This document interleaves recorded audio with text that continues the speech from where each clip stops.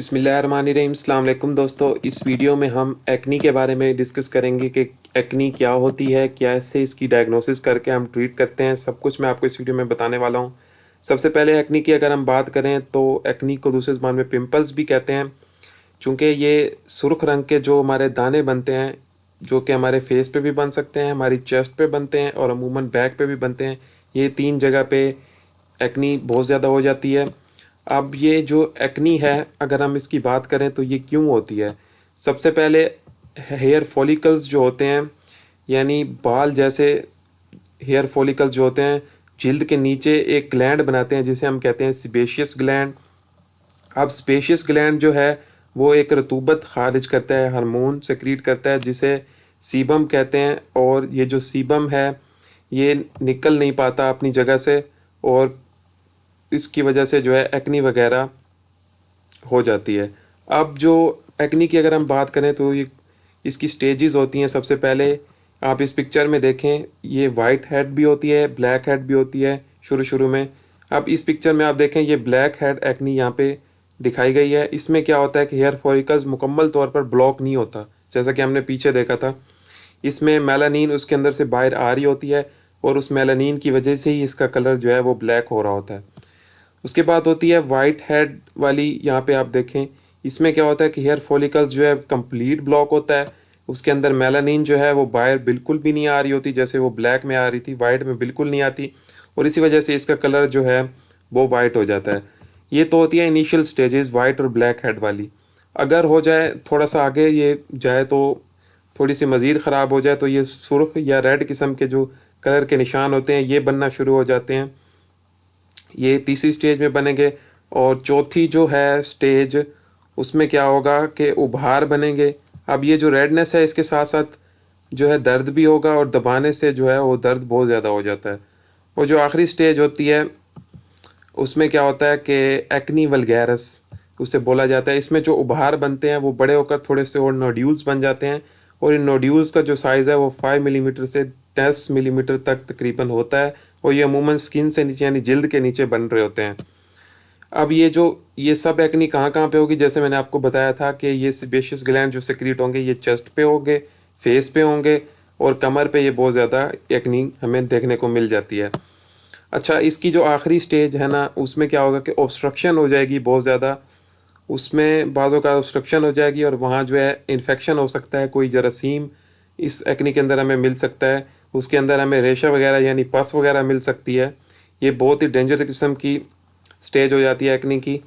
ये तो हो गई एक्नी की डिफरेंट तरह की स्टेजेस जो कि हमने देख ली, काज भी हमने इसकी देख ली। अब हम इसकी देखते हैं डायग्नोसिस, कैसे हम इसको डायग्नोस करेंगे। बेसिकली इसकी तशखीस जो है अमूमन क्लिनिकल होती है, यानी डॉक्टर जो है अमूमन देख के ही पहचान जाता है कि ये एक्नी कौन सी है, किस किस्म की है। जैसे हमने देखा वाइट हेड थी, ब्लैक हेड थी, फिर रेड हो रही थी, फिर उसके बाद जो है नोड्यूल्स बड़े हो रहे थे, एक्नी वल्गैरस, फिर जो है पस वगैरह एंड स्टेज में बन रही थी। तो ये कुछ मतलब मरहलावार स्टेजेस होते हैं जिसकी मुनाफा क्लिनिकली इसको डायग्नोस कर लिया जाता है। फिर अगर जो है इसमें पस वगैरह पड़ रही हो तो हम इसका कल्चर वगैरह भी कर सकते हैं, उससे भी हमें ये डायग्नोस हो जाता है। ये तो हो गई इसकी डायग्नोसिस। अब हम चलते हैं इसकी ट्रीटमेंट, कैसे हम इसका इलाज करेंगे। अच्छा, इलाज में जो है इसमें सबसे पहले जो है मीठा जो है बिल्कुल भी नहीं खाना, बिल्कुल उससे परहेज़ करना होता है एक्नी में। उसके बाद ऐसे लोग जो कि जंक फूड, बर्गर्स जो है इस तरह के बहुत ज़्यादा मतलब शौकीन होते हैं, पिज़्ज़ा वगैरह ये जो बहुत ज़्यादा लोग खाते हैं, वो बिल्कुल उनको बंद करना पड़ेगा।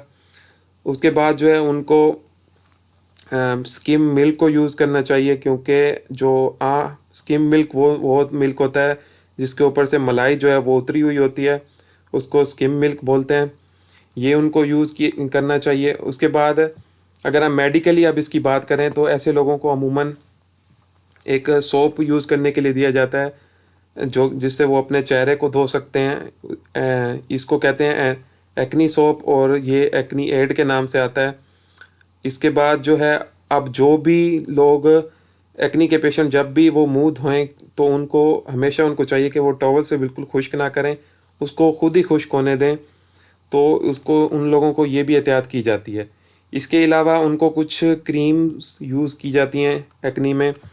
एक है कि एरिथ्रोमाइसिन और बेंजोइल पेरोक्साइड के कम्बिनेशन में आती है एक क्रीम। ये अमूमन 3% भी आती है, 5% भी आती है।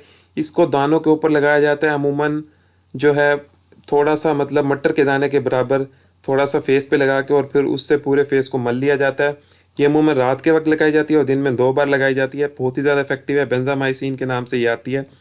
इसके कम्बिनेशन एरिथ्रोमाइसिन और बेंजोइल पेरोक्साइड है। इसके बाद एक और क्रीम इसमें यूज़ की जाती है, ये है क्लिंडामाइसिन। इसके 2 कम्बिनेशन है, क्लिंडामाइसिन और बेंजोइल पेरोक्साइड। ये बेंक्लीन जेल के नाम से आती है। इसको भी सेम उसी मेथड से ही यूज़ किया जाता है जैसा कि हमने पीछे क्रीम में देखा था। इसके बाद एक और क्रीम इसमें यूज़ की जाती है, क्लिंडामाइसिन फॉस्फेट, और उसका कॉम्बिनेशन जो है यहाँ पे ट्रेटिनोइन के साथ है, उसके साथ इसको यूज़ किया जाता है। मेथड जो है इन सब क्रीम्स का जो है वो सेम होता है।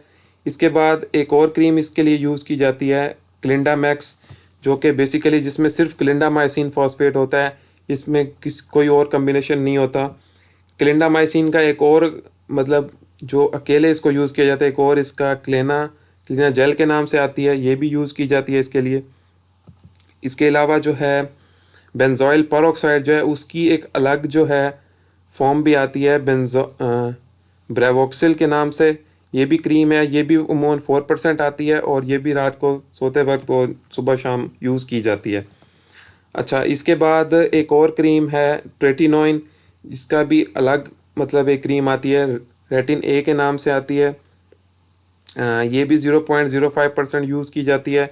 एक और क्रीम है आइसोट्रैक्स, जो कि जिसका फार्मूला जो है आइसोट्रेटिनोइन है, ये भी 0.05% के कॉम्बिनेशन में आती है। अब ये जो आइसोट्रेटिनोइन है और ट्रेटिनोइन है, ये दोनों प्रेगनेंसी में बिल्कुल यूज़ नहीं की जाती कि उसमें ये कॉन्ट्राइंडिकेटेड होती हैं। एक और क्रीम है एडापेलिन, जो कि एडेपको क्रीम के नाम से आती है।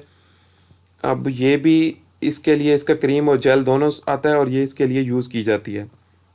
अच्छा, अब जो आखिरी स्टेज है ना, जो सबसे डेंजरस स्टेज है, एक्नी वल्गैरिस, जिसमें हमने देखा था कि नोड्यूल्स जो है बहुत बड़े बड़े हो जाते हैं, उनमें पस वगैरह पड़ जाती है। अच्छा, इसमें क्या करेंगे कि इसमें हम एंटीबायोटिक्स यूज़ करवाते हैं। क्रीम्स, एंटीबैक्टीरियल क्रीम्स तो हमने देख ली, वो इसमें यूज़ की जाती हैं। इसमें एंटीबायोटिक्स यूज़ की जाती हैं। सबसे पहली है डॉक्सीसाइक्लिन, जो कि विब्रामाइसिन के नाम से आती है, इसको यूज़ किया जाता है इसमें। ये अमूमन 100 मिलीग्राम सुबह शाम यूज़ की जाती है कुछ दिन के लिए। इसके अलावा जो है क्लिंडामाइसिन की टैबलेट्स को यूज़ किया जाता है, जो कि टेरासिन सी के नाम से आती है। इसको अमूमन 150 मिलीग्राम में भी आती है और 300 मिलीग्राम में भी आती है। अमूमन ये 150 मिलीग्राम जो है सुबह शाम कुछ दिन के लिए यूज़ की जाती है। और इसके साथ साथ जब भी क्रीम्स को यूज़ किया जाए तो उसके साथ जो बेंजोइल पेरोक्साइड, जैसे मैंने आपको बताया, उसके साथ उसको लाजमी यूज़ किया जाता है ताकि एंटीबायोटिक्स की जो रेजिस्टेंस होती है वो इसकी जो है होती रहे। अच्छा, इसके अलावा जो है जिनका क्रीम से भी मतलब ये एक्नी ठीक ना हो, दवाइयों से भी ठीक ना हो, तो उनके लिए एक और इलाज होता है जिसमें मैनुअल एक्सट्रैक्शन करके वो जो ब्लैक और वाइट हेड होते हैं उनको रिमूव कर दिया जाता है और स्किन जो है बिल्कुल क्लियर हो जाती है। इसके अलावा इसका और इलाज है कि जो नोड्यूल्स बहुत ज़्यादा बड़े हो जाते हैं उसमें एक स्टीरॉयड्स के इंजेक्शन लगा दिए जाते हैं ताकि वो बिल्कुल ठीक हो जाएं। ये मतलब डेंजरस स्टेज में ये स्टीरॉयड के इंजेक्शन को यूज़ किया जाता है। और इसका आखिरी इलाज है वो है लेज़र ट्रीटमेंट और लाइट थेरापी, उसकी मदद से भी एक्नी को मतलब ठीक किया जाता है। एक्नी जो है अमूमन ये काबिल इलाज मतलब बीमारी है, इसको डायग्नोस करके ट्रीट करना आसान है अगर इसको मतलब प्रॉपर इसकी जो है मेडिसिन, क्रीम्स और इसका इलाज किया जाए। आई होप कि आपको एक्नी से रिलेटेड ये इन्फॉर्मेशन काफ़ी ज़्यादा यूज़फुल लगी होगी, और अगर आपको लगता है कि ये वीडियो किसी के लिए काम की हो सकती है तो उसके साथ इसको लाजमी से शेयर करें, वीडियो को लाजमी से लाइक कर दें, और चैनल पे न्यू है तो चैनल को सब्सक्राइब करना लाजमी ना भूलें, क्योंकि इस तरह की आम बीमारियों से रिलेटेड मैं इस चैनल पर वीडियोज़ बनाता रहता हूँ, चाहे वो आम बीमारी हो, चाहे वो कोविड-19 से हो, चाहे वो किसी भी टॉपिक से रिलेटेड हो। और इसके अलावा आपको इस वीडियो के डिस्क्रिप्शन में सोशल मीडिया अकाउंट्स के लिंक्स मिल जाएंगे, आपने वहाँ जाके भी लाजमी से फॉलो कर लेना है। तो मिलते हैं नेक्स्ट इसी तरह की किसी और इंटरेस्टिंग वीडियो में, तब तक के लिए खुदा हाफिज़।